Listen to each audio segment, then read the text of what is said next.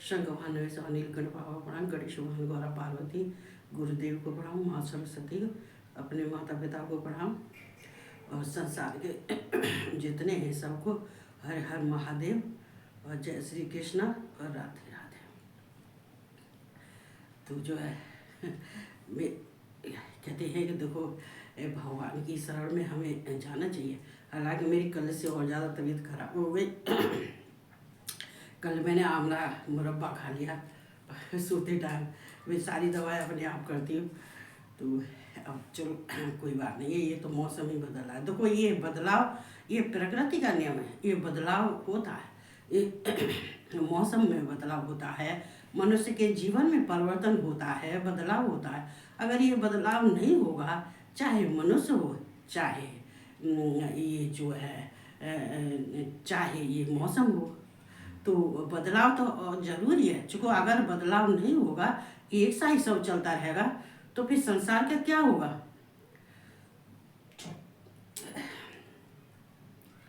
तो हम बोलते हैं यहाँ पर देखो, वैसे आज माँ सरस्वती का दिन था। वैसे यहाँ मतलब गाजियाबाद में और सब जगह जो है ये 2 तारीख की ये सरस्वती का दिन मनाया जा रहा है।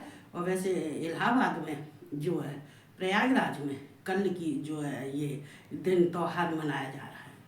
ये बसंत पंचमी का ये सन 2025 ये देखो ये कहते हैं पोर्टल जो आया है ये कुछ अपने बहुत ही महत्वपूर्ण है। चूँकि ये बसंत पंचमी का दिन, ये माघ मास के शुक्ल पक्ष की पंचमी को ये जो है बसंत पंचमी मनाई जाती है। तो इस दिन का बहुत बड़ा बहुत महत्वपूर्ण है ये दिन। तो चूँकि ये मनुष्य के जीवन में जो हमारी इंगला पिंगला और सुषुम्ना जो नाड़ी होती हैं, ये ज्ञान की नाड़ी होती हैं। जब हमें ज्ञान की जरूरत होती है तो ज्ञान कहाँ से मिलता है।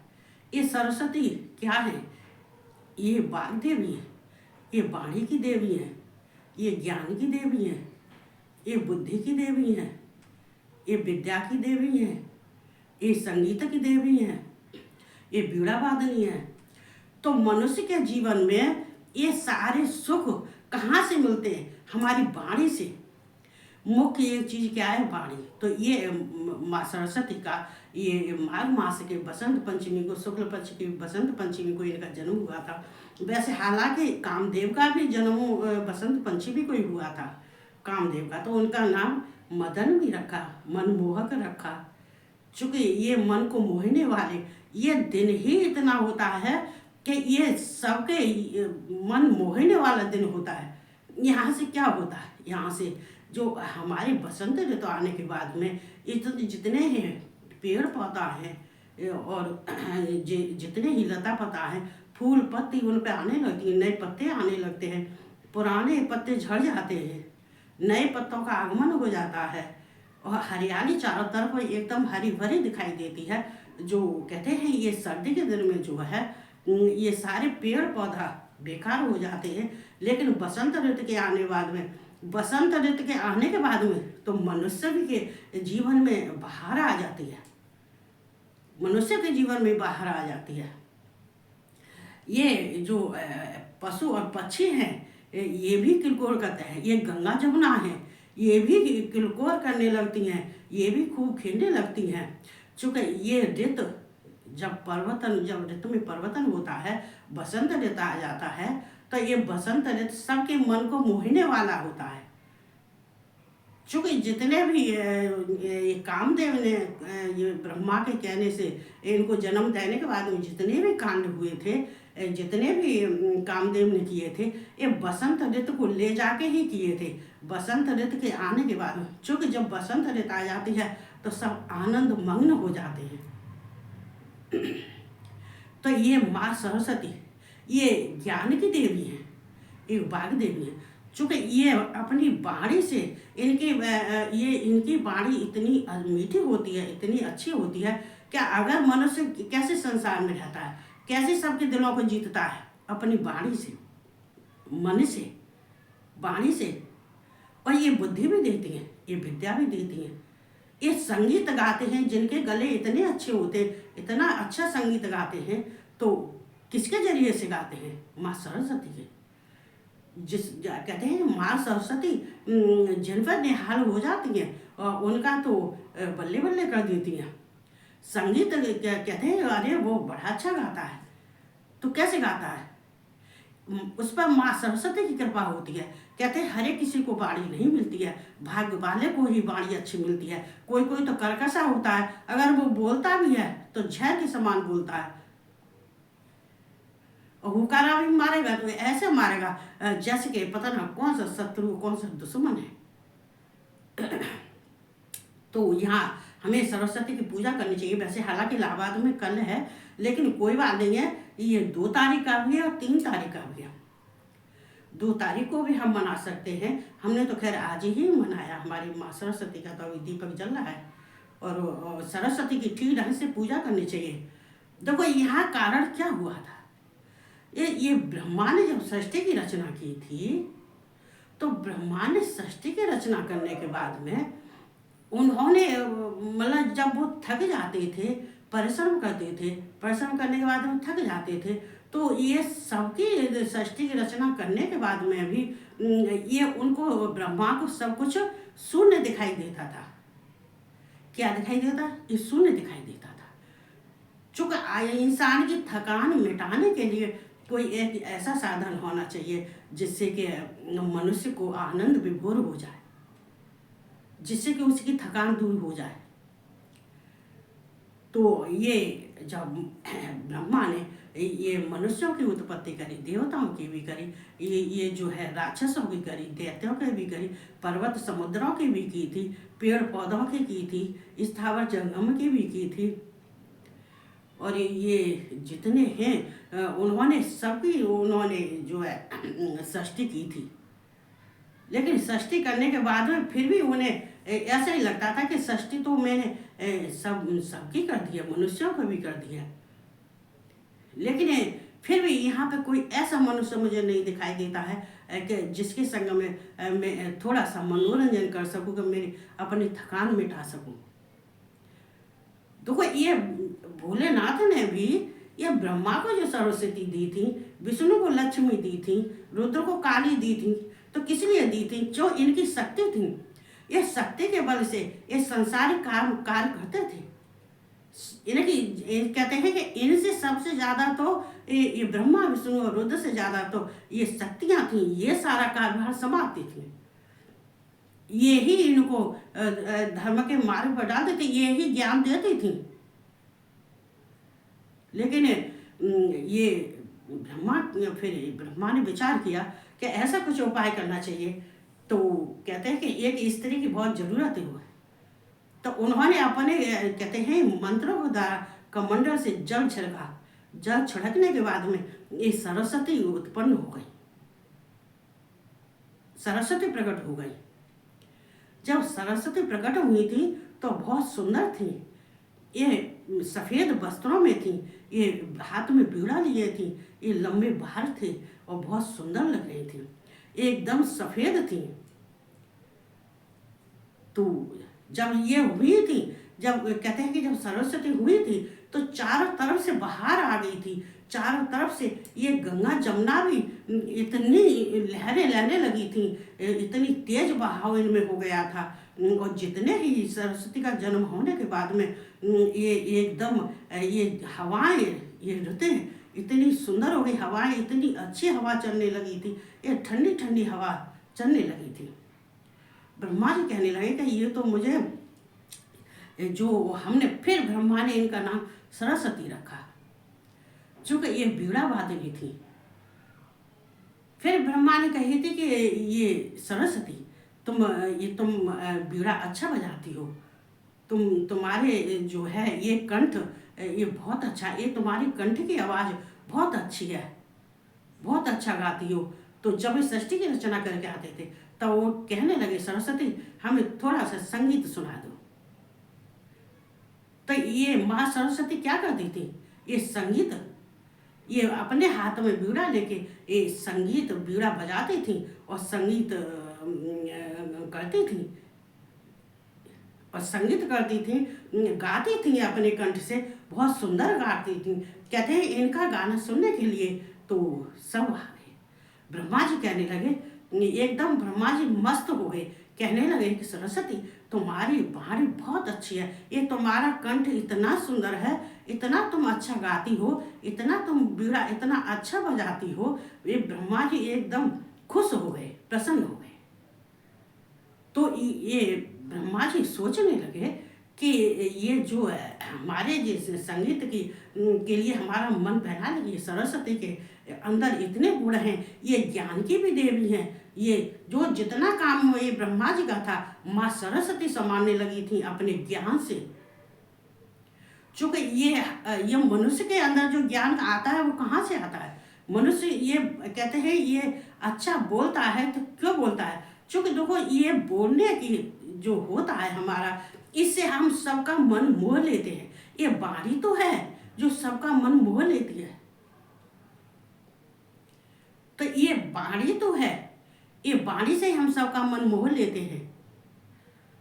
तो यहाँ ये सरस्वती, लेकिन जब सरस्वती बीड़ा बजा रही थी और गा रही थी तो इनकी बीड़ा की आवाज़ सुन के, इनके गाना सुन के लक्ष्मी भी आई थी और पार्वती भी आई थी। बोले थे, कह रही थी ये इतना ये सुंदर कौन गा रहा है? जब उन्होंने आके देखा तो ये सरस्वती गा रही थी, लेकिन लक्ष्मी भी खड़ी रही और पार्वती भी खड़ी रही, लेकिन ये अपनी धुन में लगी रही। ये सरस्वती ना ये लक्ष्मी से बोली थी ना ये पार्वती से बोली थी, ये केवल अपने जो है संगीत में लगी थी, बीड़ा बजा रही थी और संगीत में लगी थी बड़े अच्छे ढंग से।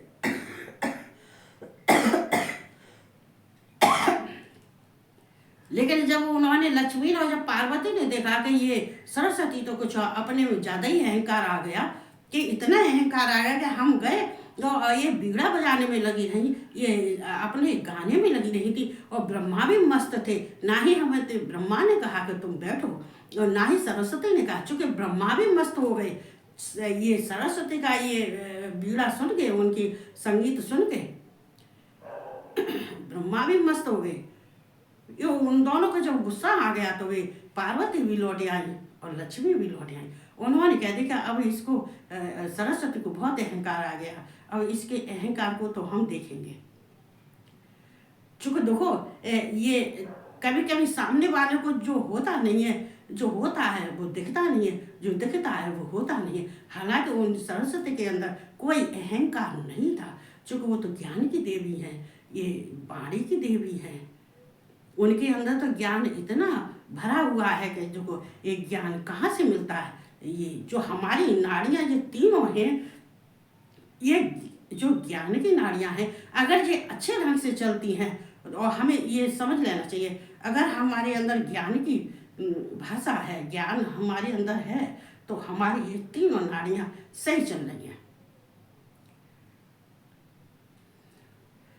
तो यहाँ जब सरस्वती ने देखा तो ब्रह्मा ने कही थी, ये पार्वती आई थी, लक्ष्मी आई थी, सरस्वती तुम अपनी धुन में लगी थी, ये दोनों ही लौट गई। ये हमने भी नहीं कहा, तुमने भी नहीं कहा, ये नाराज तो नहीं होगी? सरस्वती बोली कि नहीं, अगर ऐसी बात है तो मैं उनको मनाने जाऊंगी, मैं उनके पास घूमने जाऊंगी। लेकिन देखो कभी कभी क्या होता है कि इंसान ये समझने में थोड़ी सी गलती कर देता है, ये शंका वाली बात आ जाती है, फिर ये बहुत बड़ा ये रूप ले लेती है।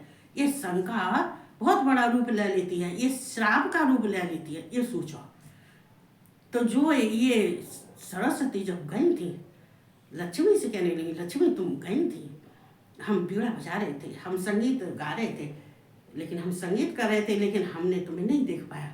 उन्होंने कह दिया तुमने हमें नहीं देख पाया तो हमें भी तुम्हें देखने की कोई फुर्सत नहीं है, क्योंकि हमारे विष्णु जो संसार का कार्य कर रहे हैं, उनके कार्य के लिए हमें मदद करने के लिए हमें तुरंत उनके पास में रहना पड़ता है। हमें तुमसे बोलने के लिए टाइम नहीं है और ना ही बात करने के लिए टाइम है हमारे पास में, चूँकि हमें अपने पति की हम जो शक्ति हैं तो हम उनके साथ हम कार्य करते हैं।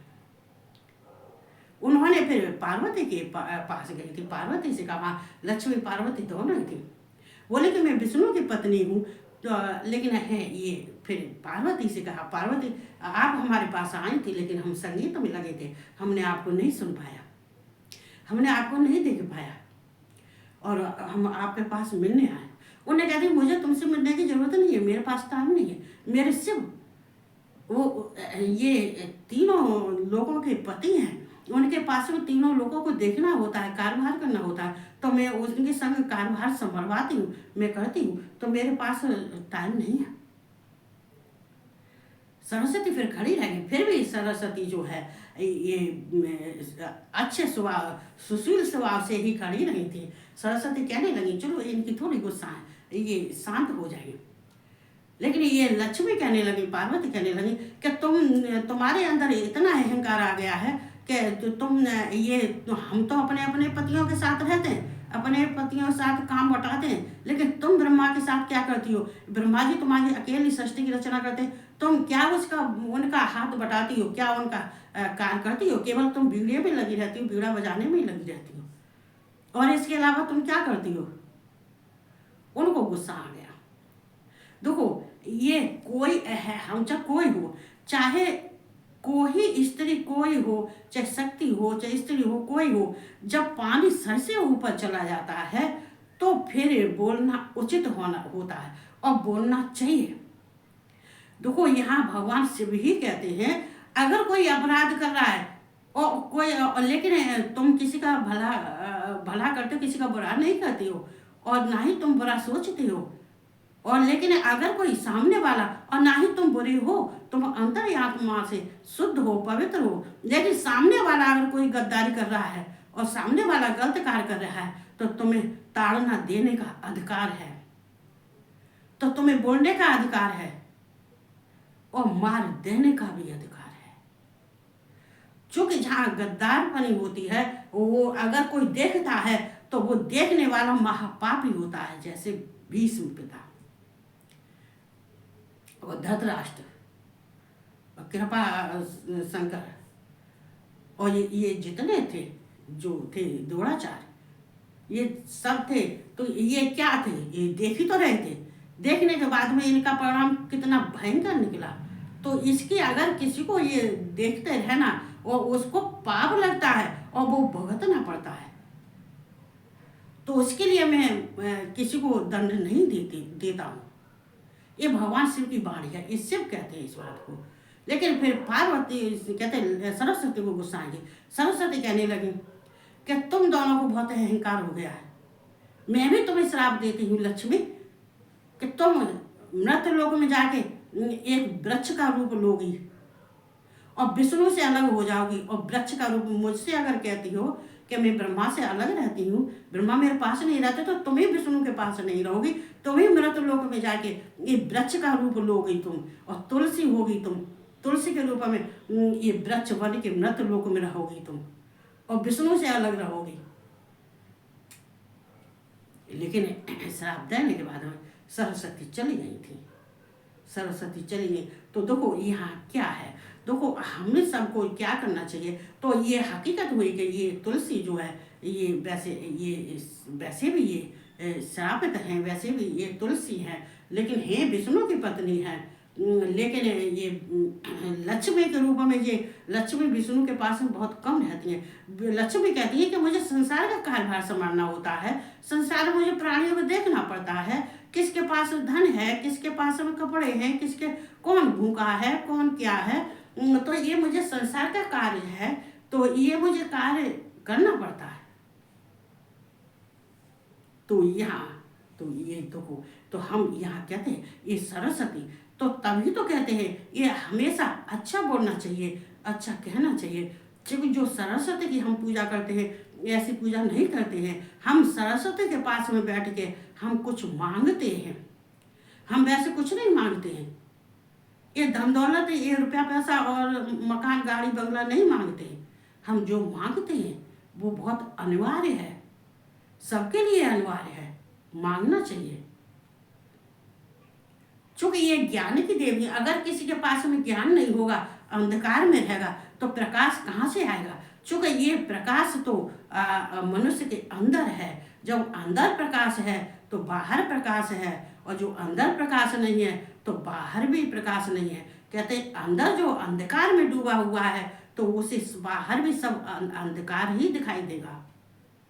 तो हमें ये प्रकाश देने वाली देवी हैं, तो हमें इनका पूजन अच्छे से करना चाहिए और कुछ अपने लिए ऐसा मांगना चाहिए जो हमारे जीवन पर्यंत और हमारे पास रहे। नष्ट होने वाली चीज़ नहीं मांगनी चाहिए। जो क्षणिक वस्तु होती है उसे आदमी मांग लेता है। क्या मांगता है? हमें मकान दे दो, हमें दुकान दे दो, हमें पैसे दे दो, हमें ये स्त्री सुंदर दे दो, कि पति सुंदर दे दो, कि बच्चे दे दो। ये सारे जो चीज़ हैं, जो वस्तुएं हैं, वो सारी वस्तुएं नष्ट होने वाली हैं। वो ऐसी वस्तु मांगनी चाहिए, ऐसा वर मांगना चाहिए, ऐसा वरदान मांगना चाहिए जो हमारी जन्म जन्म काम आए और हमारा जन्म जीवन सफल हो गए।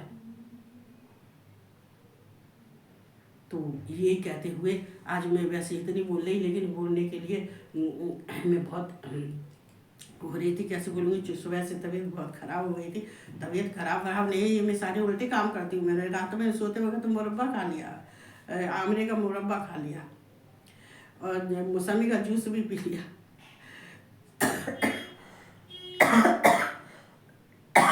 तो हम बसंत पंचमी की हम सबको बहुत बहुत धन्यवाद देते हैं और बहुत बहुत शुभकामनाएं देते हैं। यही शुभकामनाएं सहित और सबको जो है कहते हैं ये माँ सरस्वती सबको ज्ञान देवे, सबको बुद्धि देवे और सबकी वाणी अच्छी देवे, अच्छी वाणी, जिससे कि मनुष्य अपना भी भला करे और दूसरों का भी भला करे। ये कहते हुए मैं सबको हर हर महादेव और जय श्री कृष्णा और राधे राधे और गुड नाइट।